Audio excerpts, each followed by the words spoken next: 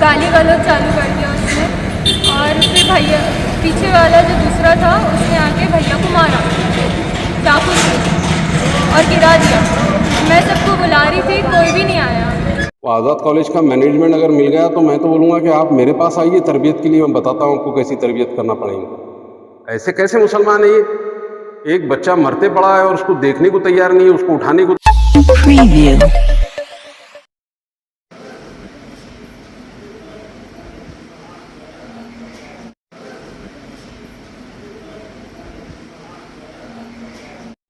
कुरैशी साहब, आज क्या मामला हुआ आजाद कॉलेज में? पूरा क्या मसला है और जिसपे हमला हुआ बच्चे के भी क्या हालत?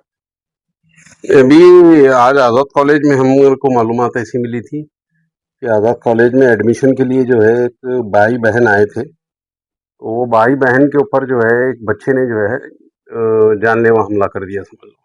चाकू वाकू से मार लगा बच्चे के, यहाँ 6-7 टाके हैं, इधर कुछ मारे इधर कुछ मारे। तो मैं घाटी गया वो बच्चे को देखने के लिए, तो डॉक्टर से पूछे तो डॉक्टर ने उनको एडमिट कर लिए। अभी बोले उनको हम प्रिकॉशन में रख रहे, ये रखा है। तो मुझे एक चीज़ समझ में नहीं आई, जब उसकी बहन से हमने बात की तो उनकी बहन बोल रहे थे कि हम लोग बैठे थे, क्योंकि जो एडमिशन के लिए जब हम गए थे तो एडमिशन के सर जो है नमाज को गए थे, तो आधा घंटा इंतज़ार करो बोले, तो हम आधा घंटा वहाँ कुर्सी पे झाड़ के नीचे बैठ गए। और 2 लड़के वहाँ पर कोई आए, एक लड़के ने बातचीत करा, लेकिन दूसरे लड़के ने बगैर बातचीत लड़ते ही वो बच्चे को जो है चाकू से मारना शुरू करा। उनसे सवालात करा कि तुम कौन है? उन्होंने बोले हम भाई बहन है, एडमिशन के लिए आए हुए। तो कौन से रिश्ते के भाई बहन है? इस किस्म की बातें किया उसने, और उसने एक ने जो है डायरा की उसको चाकू से वार करना शुरू कर दिया।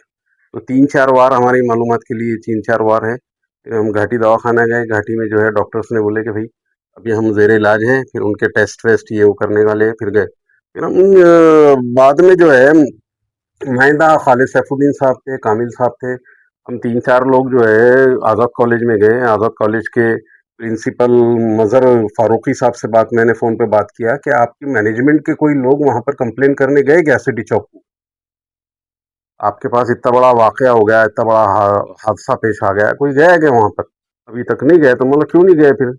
इतनी बेहिसी कैसी मैनेजमेंट की कि एक जो है जानलेवा हमला हो जा रहा है वहाँ पे कॉलेज के अंदर, और आप जो है वहाँ पे जाके मैनेजमेंट जो है कंप्लेन भी नहीं कर रहा उसकी।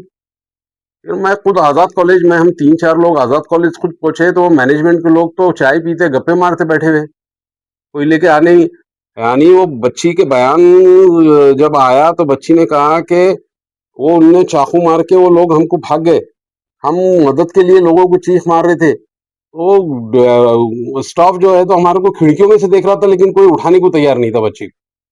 हमने फौरन जो है हमारी वालदा को फोन करे, वालदा भागते हुए आए, फिर वालदा ने हमने रिक्शे में डाल के वो बच्चे को घाटी के दवाखाने तक पहुंचाया। ये यहाँ सौंगी या फरसुल के पास कहीं तो भी है वो रहने के लिए। उतनी देर तक बच्चा वहां पड़े रहा, इतना खून उसका बह गया वहां पर, और इसलिए हमारे को बहुत गुस्सा आया। इसलिए हम वहाँ आज़ाद कॉलेज में गए। आज़ाद कॉलेज में लोगों को बोले कि ये क्या बेइज्जती है आप लोगों की यार, एक बच्चा पड़ा हुआ है और तुम्हारे कोई लोग उसको हाथ लगाने को तैयार नहीं। इतनी बेइज्जती कैसे चलेगी आज़ाद कॉलेज की? तो आज़ाद कॉलेज के मैनेजमेंट को बहुत सुधारने की जरूरत है, ऐसा लगता है मेरे को। तो आज़ाद कॉलेज का मैनेजमेंट अगर मिल गया तो मैं तो बोलूँगा कि आप मेरे पास आइए तरबियत के लिए, मैं बताता हूँ आपको कैसी तरबियत करना पड़ेगी। ऐसे कैसे मुसलमान है ये? एक बच्चा मरते पड़ा है और उसको देखने को तैयार नहीं है, उसको उठाने को तैयार नहीं है, उसको लेके जाके दवाखाने में शरीक करने को तैयार नहीं। इतना हॉपलेस मैनेजमेंट, कमाल है। ये तो कोई बात ही नहीं हुई। और मैं तो चाह रहा हूँ कि मैनेजमेंट के खिलाफ भी ये गुना दाखिल होना चाहिए। ऐसी ये जो लेथार्जी पना, जो लेजी पना इन्होंने जो बताई ना मैनेजमेंट ने आज़ाद कॉलेज के, तो इनके ऊपर भी ये गुना दाखिल होना चाहिए। कुछ ऐसा मामला सामने आया जो बच्चा पहले भी वहां आता था, कुछ झगड़ा इनका था या फिर आगे एडमिशन के लिए आए? ये सारी तफसीलात तो कुछ मालूम ही नहीं है हमारे को। हमको सिर्फ इतना मालूम पड़ रहा था कि वो बच्चे के वालिद का फोन आया था हमारे को कि भाई ऐसा ऐसा मेरे बच्चे के साथ हो गया, आप थोड़ी मदद करो हमारे को। तो मैं गया, तो जो वो घाटी के लिए निकल गए थे लेके, तो मैं फौरन घाटी पहुंचा। फिर मैं था उधर से, खालिद सैफुद्दीन साहब भी और हमारे दोस्त है कामिल साहब, वो भी आ गए। फिर हम लोगों ने जाके वहाँ घाटी के अंदर सारे मामलात को निपटे, और उसके बाद फिर हम उधर गए। फिर हमने ये मैडम को तक मालूम नहीं था कि घाटे आज़ाद कॉलेज में इतना बड़ा सानिया हो गया।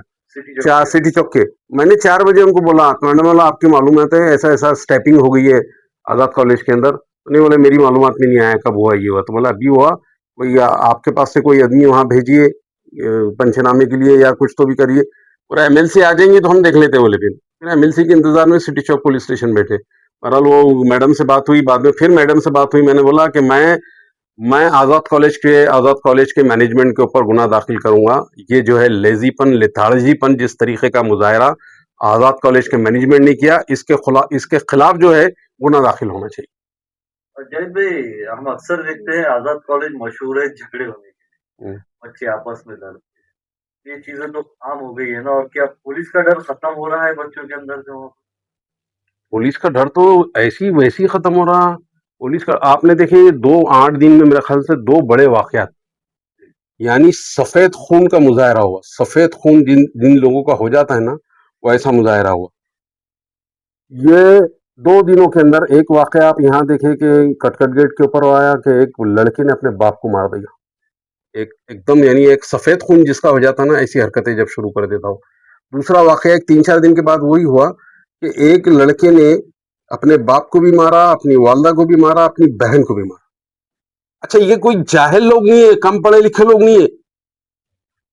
तो बच्चा जिसने मारा वो मैं समझता हूँ वो पीएचडी था। वो जो बच्ची, उसकी बहन जो मरी है वो टीचर थी। तो ये एक पढ़े लिखे खानदान के अंदर भी ये वाकया है। तो हम सोच रहे कि भाई पढ़े लिखे लोग नहीं है, जाहिल लोग है, जंगली लोग है, ये लोग कर ले रहे होंगे ऐसा। और जो पढ़े लिखे लोग नहीं है, जो जाहिल लोग नहीं है, वो सबसे ज्यादा माँ बाप की खिदमत कर रहे हैं। लेकिन ये पढ़े लिखे लोगों की हालत ये है कि उनके अंदर कहाँ से इतना सफेद खून हो गया, क्या है कि कुव्वत बर्दाश्त तो लोगों की खत्म हो चुकी है। बर्दाश्त करने को तैयार नहीं है लोग एक दूसरे को, और इतना सफेद खून के लोग हो गए। अल्लाह रहम करे, आगे क्या हालात बनेंगे, कैसा हालात बनेंगे, कैसा हालात को पुनः निपटना, वो देखेंगे। अब देखते हैं। ये जो आजाद कॉलेज का मामला है, इसमें अगला कदम आपका क्या रहेगा? हम आज़ाद कॉलेज की मैनेजमेंट के खिलाफ सख्त एक्शन लेने की तैयारी में। मैनेजमेंट ने बहुत ही जो है सुस्त रवि इख्तियार की। कोई उनके माथों के ऊपर हम जाने के बाद वो लोग दिखे, उनके माथे पे जरा शिकन नहीं कि इतना बड़ा वाकया हमारे आज़ाद कॉलेज के अंदर हो गया और मैनेजमेंट ऐसी गफलत की नींद सो रहा था। मैं और मेरे भैया आज़ाद कॉलेज में एडमिशन के लिए आए थे। तो हम एडमिशन के टेबल पर गए तो उन्होंने बोले कि अभी इंटरवल टाइम है, हम अभी सब कह गए खाना खाने गए हुए। तो हम लोग जाके वहाँ पर बैठ गए, थोड़ी देर के लिए वेट करेंगे करके उन लोग के आने का। तो उसके बाद 2 लड़के आए वहाँ से। उन्होंने बोले कि तुम दोनों बहन भाई है। तो नहीं, तुम कौन है? तुम बहन भाई है? नहीं, तुम कौन है? तो भैया ने बोला बहन भाई है। उन्होंने बोले कैसे बहन भाई है? तो उसके बाद गाली गलौज चालू कर दिया उसने। और फिर भैया, पीछे वाला जो दूसरा था, उसने आके भैया को मारा चाकू से और गिरा दिया। मैं सबको बुला रही थी, कोई भी नहीं आया।